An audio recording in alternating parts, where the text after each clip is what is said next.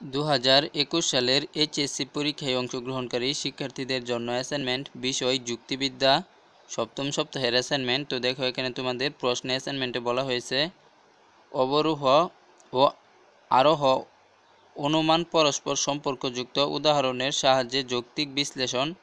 তো এটা হচ্ছে অ্যাসাইনমেন্টের শিরোনাম। তো তারপর রয়েছে নির্দেশকে দেওয়া আছে ক নম্বর প্রশ্নে অনুমানের সংজ্ঞা ও প্রকৃতি উপস্থাপন। তারপরে পারদর্শিতার মানে দেওয়া আছে উদাহরণ সহ অনুমানের সংজ্ঞা ও প্রকৃতি সংক্ষেপে যথাযথভাবে বর্ণনা করলে 4 নম্বর দেওয়া হবে। তারপর রয়েছে খ নম্বর প্রশ্ন অবরোহ ও আরোহ অনুমানের সংজ্ঞা বৈশিষ্ট্য সংক্ষেপে ব্যাখ্যা।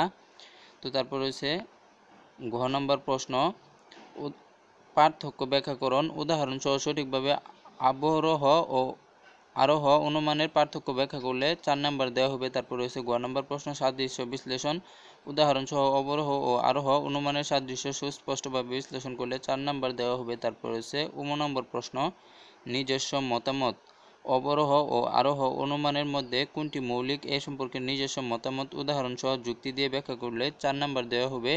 তো এই ছিল তোমাদের প্রশ্ন। তো চলো এবার আমরা উত্তরপত্রে ফিরে যাই। তো প্রথমে রয়েছে ক নম্বর প্রশ্ন অনুমানের সংজ্ঞা ও প্রকৃতি উপস্থাপন। অনুমানের সংজ্ঞা অনুমানের ইংরেজি প্রতিশব্দ ইনফারেন্স উদ্ভূত হয়েছে ল্যাটিন শব্দ ইনফারেন্স থেকে। ইনফারেন্স শব্দের অর্থ হলো উপস্থাপন করা, কোনো বিষয়ের আলোকে কোনো বিষয় উপস্থাপন করা। আরও পরিষ্কারভাবে কোনো জানা বিষয়ের আলোকে কোনো অজানা বিষয় উপস্থাপন করা। অনেক ক্ষেত্রে ইনফারেন্স এর মানে হলো কোনো প্রমাণের উপর ভিত্তি করে সিদ্ধান্ত গ্রহণ। অনুমান হলো পুরোপুরি একটি মানসিক প্রক্রিয়া এবং অনুমান যখন ভাষায় প্রকাশ করা হয় তখন তা হয়ে যায় যুক্তি। যুক্তিবিদ্যায় একাধিক অর্থে অনুমানকে ব্যবহার করা হয়। এক আমাদের জানা বিষয় থেকে বা সত্য বলে গৃহীত আশ্রয় বাক্য থেকে যৌক্তিক সিদ্ধান্ত প্রতিপাদনের প্রক্রিয়া হলো অনুমান। 2 মানসিক প্রক্রিয়ার ফলাফল বা সিদ্ধান্ত হলো অনুমান। তারপর রয়েছে 3 বাস্তব জ্ঞান বা সাক্ষ্য প্রমাণ থেকে যৌক্তিক সিদ্ধান্ত প্রতিপাদন করাই হলো অনুমান। যুক্তিবিদ্যায় সাধারণত জানা যায় বিষয় থেকে অজানা বিষয়ের উত্তরণের মানসিক প্রক্রিয়াকে অনুমান বলে। তারপর রয়েছে অনুমানের প্রকৃতি অনুমানের সাহায্যে আমরা জানা বিষয় থেকে অজানা বিষয় সম্পর্কে একটি সিদ্ধান্ত গ্রহণ করি। এক্ষেত্রে আমরা অবধারণ বা বচন ব্যবহার করি। অর্থাৎ এক বা একাধিক বচনের ভিত্তিতে নতুন বিষয় সম্পর্কে একটি বচন প্রতিষ্ঠা করি। এর মানে হলো অনুমানের 2টি অংশ থাকে। প্রথম অংশে থাকে প্রত্যক্ষিত বিষয় যা জানা তথ্য হিসেবে কাজ করে এবং দ্বিতীয় অংশে থাকে অপ্রত্যক্ষিত বিষয় বা নতুন তথ্য যা অজ্ঞাত বিষয় হিসেবে কাজ করে। যেমন 1 পাহাড়ে ধোঁয়া দেখা যায়, 2 যেখানে ধোঁয়া দেখা যায় সেখানে আগুন থাকে, অতএব 3 পাহাড়ে আগুন আছে। এখানে অনুমানের একটি অংশ যার উপর নির্ভর করে বা যে সকল জানা বচন বা অবধারণকে আশ্রয় করে একটি নতুন বচন প্রতিষ্ঠা করা হয় এবং অন্য অংশটি হলো ওই সকল জানা বচনের ভিত্তিতে প্রতিষ্ঠিত অজ্ঞাত বা নতুন বচন। যুক্তিবিদ্যায় এ দুটি অংশের 2টি নাম রয়েছে। যে বচনগুলির ভিত্তিতে অজ্ঞাত তথ্য প্রতিষ্ঠা করা হয় তার নাম আশ্রয় বাক্য এবং যে নতুন বচনটি প্রতিষ্ঠা করা হয় তার নাম সিদ্ধান্ত। প্রদত্ত অনুমানটিতে পাহাড়ে ধোঁয়া দেখা যায় এবং যেখানে ধোঁয়া দেখা যায় যেখানে আগুন থাকে বচন দুটি হলো আশ্রয় বাক্য এবং পাহাড়ে আগুন আছে বচনটি হলো সিদ্ধান্ত। একটি অনুমানে একটি আশ্রয় বাক্য থাকতে পারে, আবার একাধিক আশ্রয় বাক্যও থাকতে পারে, কিন্তু একটি অনুমানে একটি মাত্র সিদ্ধান্ত প্রতিষ্ঠা করা হয়। তো তারপর রয়েছে খ নম্বর প্রশ্ন অবরোহ ও আরোহ অনুমানের সংজ্ঞা ও বৈশিষ্ট্য। অবরোহ অনুমান যে অনুমান পদ্ধতিতে এক বা একাধিক আশ্রয় বাক্য থেকে অনিবার্যভাবে আশ্রয় বাক্যের তুলনায় কম ব্যাপক সিদ্ধান্ত নিশ্চিত হয় তাকে অবরোহ অনুমান বলে। যেমন সকল কাক হয় কালো, 2 কিছু পাখি হয় কাক। এ উদাহরণটিতে আশ্রয় বাক্যটিতে সর্বাধিক ও সিদ্ধান্তটি বিশেষ বাক্য। এক্ষেত্রে সিদ্ধান্ত আশ্রয় বাক্যের তুলনায় কম ব্যাপক। 1 কোনো মানুষ নয় দেবতা, 2 কোনো দেবতা নয় মানুষ। এই অনুমানটিতে সিদ্ধান্তটি আশ্রয় বাক্যের সমান ব্যাপক। 1 সকল ভাবুক হয় কবি, 2 সকল প্রকৃতি প্রেমিক হয় ভাবুক, 3 সকল প্রকৃতি প্রেমিক হয় কবি। অনুমানটিতে দুটি আশ্রয় বাক্য রয়েছে এবং আশ্রয় বাক্য দুটির মধ্যকার সম্পর্কের ভিত্তিতে অনিবার্যভাবে সিদ্ধান্তটি নিশ্চিত হয়েছে। এখানে সিদ্ধান্তটি আশ্রয় বাক্যগুলোর সমব্যাপক। অবরোহ অনুমানের সিদ্ধান্তে সভ্যতা আশ্রয় বাক্যের সভ্যতা দ্বারা নির্ধারিত হয়। এরূপ অনুমানে যে কোনো আশ্রয় বাক্য বস্তুগতভাবে মিথ্যা হলে সিদ্ধান্ত অবশ্যই বস্তুগতভাবে মিথ্যা হবে। যেমন ১. সকল মানুষ হয় শিক্ষিত, ২. সকল শ্রমিক হয় মানুষ, ৩. সকল শ্রমিক হয় শিক্ষিত।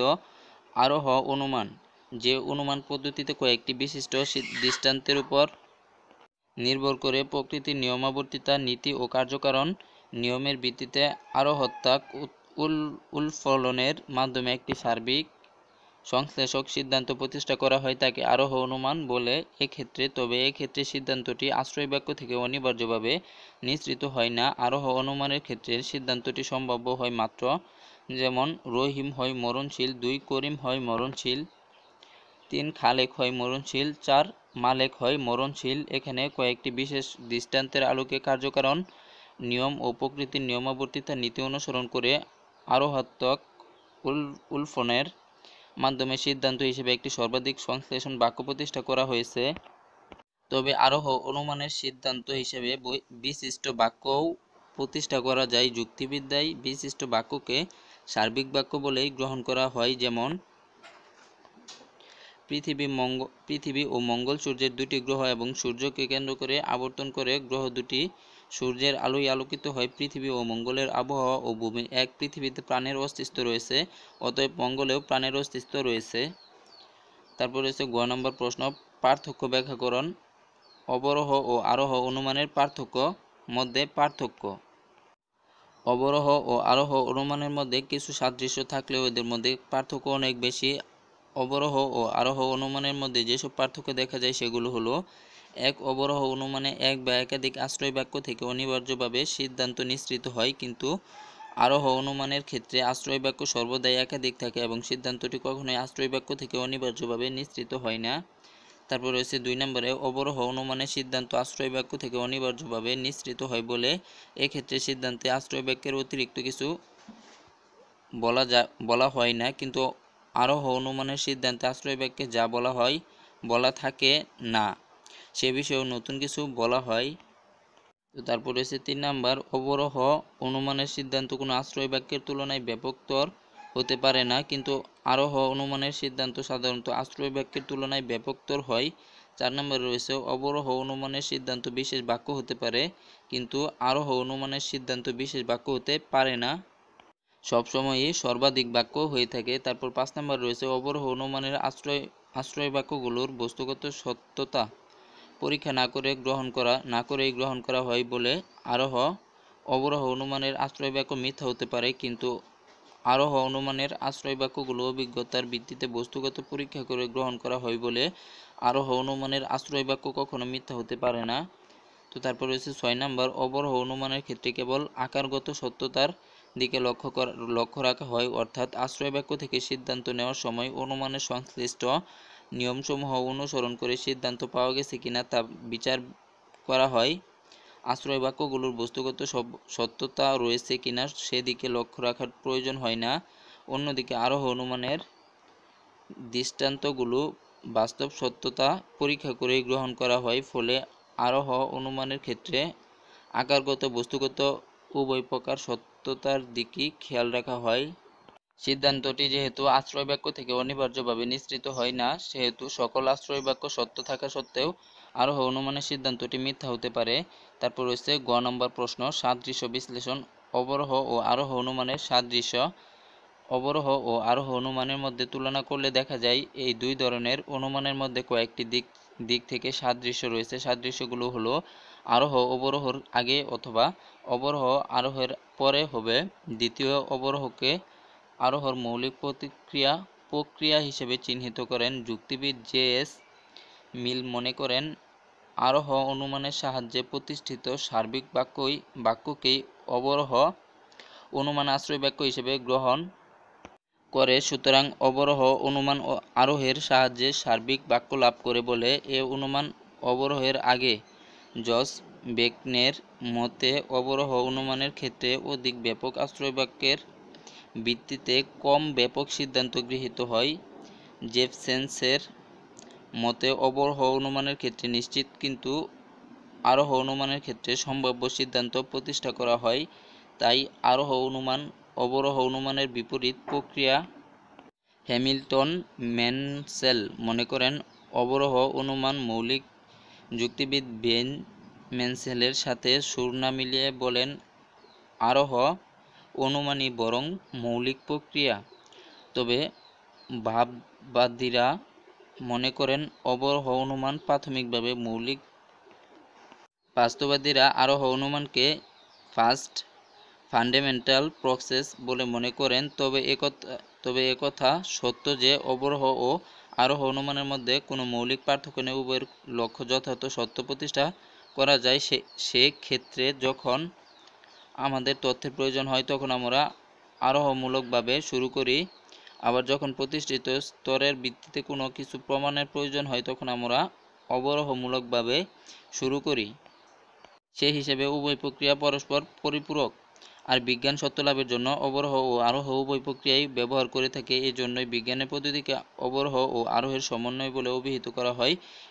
তাই উভয়ের মাঝে পার্থক্য থাকলেও তেমন কোনো পার্থক্য চোখে পড়ে না, উভয়ের সম্পর্ক কাছাকাছি বলে মনে হয়। তো এরপর রয়েছে ১ নম্বর প্রশ্ন, নিজস্ব মতামত। তো এটা তোমরা পোস্ট করে লিখে নাও।